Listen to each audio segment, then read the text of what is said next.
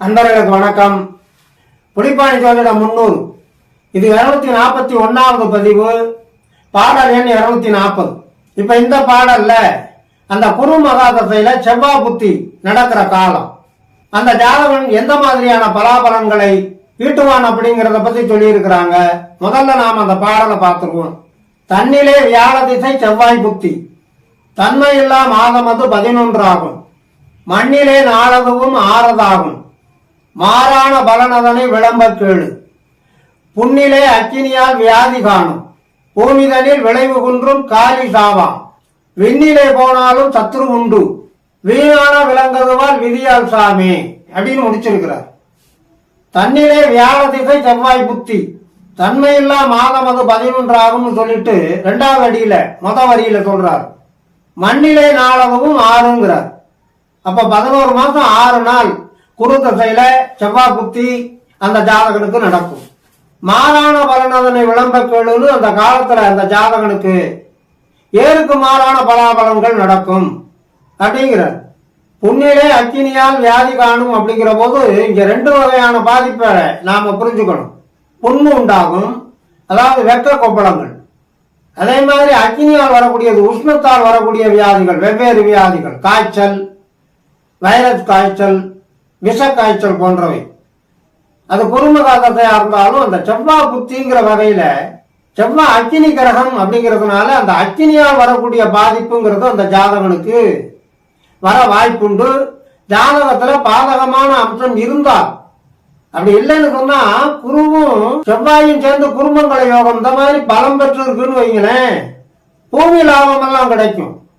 Military, காவல்துறை, இந்த மாதிரி அந்த கமாண்டிங் பிளானட் செவ்வாய்ங்கிறதுனால அந்த தைரியமான உத்தியோக வாய்ப்புகள் அதெல்லாம் கிடைக்கும். ஜாதகத்துல செவ்வாய் வலுப்பெற்று இருந்து, குருவுக்கும் செவ்வாய்க்கும் கேந்திர அமைப்புகள் இருந்து, குருவும் செவ்வாயின் நட்பு வீடுகள், ஆட்சி வீடுகள், உச்ச வீடுகள்ங்கிற பலம் பெற்ற அமைப்புல இருந்து, ஆக செவ்வாய் பலம் பெற்று இருக்கணும் ஜாதகத்துல. அப்படி இருந்தா நல்ல பலன் தான் கிடைக்கும்.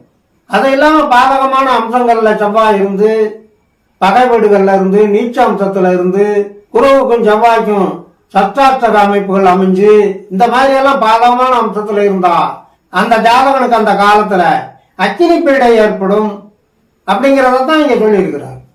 பூமி தனியில் விளைவு குன்றும் காலி சாகம் அப்படின்னு சொன்னா, காலினா நாற்காலி, மாடாடு கன்றுகள் பீடையால பாதிக்கப்படும், நஷ்டம் ஏற்படும். மாடாடு கன்றுகளால நஷ்டம் ஏற்படும். பூமியில விளைச்சல் இருக்காது, விவசாயம் அவனுக்கு பலன் தராது அப்படிங்கிறத சுட்டி காட்டுறார். இறுதியா முடிக்கும் போது விண்ணிலே போனாலும் சத்துரு உண்டுங்கிறார். நீ ஆகாய விமானத்துல பறந்துகிட்டு இருந்தீங்கன்னா கூட, அதாவது அந்த அளவுக்கு நீ சிறப்பு பெற்று இருந்தால் கூட உனக்கு சத்துரு இருப்பாங்க.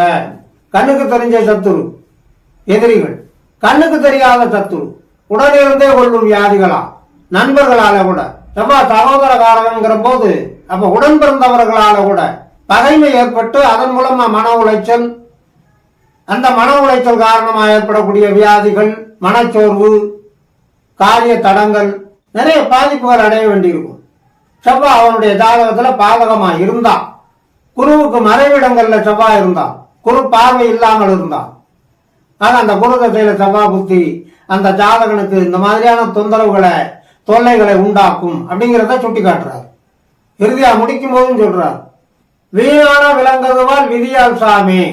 அப்ப வீணான விலங்குதுவால் விதியால் சாமிங்கிற போது எதிர்பாராத வகைகள்ல இவனுடைய போக்குவரத்துகள்லயோ அல்லது விவசாய நிலங்கள்லயோ அல்லது குடியிருக்கும் வீடுகளுக்கு அருகில இருந்தோ எதிர்பாராத விதமாக காட்டு விலங்குகளால கூட பாதிக்கப்பட்டு இவனுக்கு மரணம் அல்லது மரணத்துக்கு ஈடான கண்டங்களை உண்டாக்கக்கூடிய வாய்ப்புகள் அந்த குருதசையில செவ்வாய் புத்தியில அமைய வாய்ப்பு உண்டு அப்படிங்கிறார்.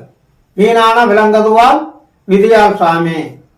ஆக குரு பகவானுடைய மகாதசையில செவ்வாய் பகவானுடைய புத்தி காலம் நடக்கிற போது அவனுடைய ஜாதகத்துல செவ்வாய் பாதகமான அம்சத்துல இருக்குமானால் அந்த ஜாதகன் அக்கினி பீடையால் பாதிக்கப்படுவான், சத்துருக்களால் பாதிக்கப்படுவான், விலங்குகளால் பாதிக்கப்படுவான், தான் வளர்க்கக்கூடிய மாடாடு கன்று போன்ற நாற்கால் ஜீவன்களால நஷ்டமடைவான் அப்படிங்கறத இந்த பாடல்ல புலிப்பாணி சித்தர் சுட்டி காட்டி இருக்கிறார் என்று சொல்லி, இனி அடுத்த பாடலிலே குருமகாதசையில அந்த இறுதி புத்தியாக வரக்கூடிய ராகு பகவானுடைய புத்தி காலம் எந்த மாதிரியான பலன் தரும் அப்படிங்கிறத தொடர்ந்து பார்க்கலாம்.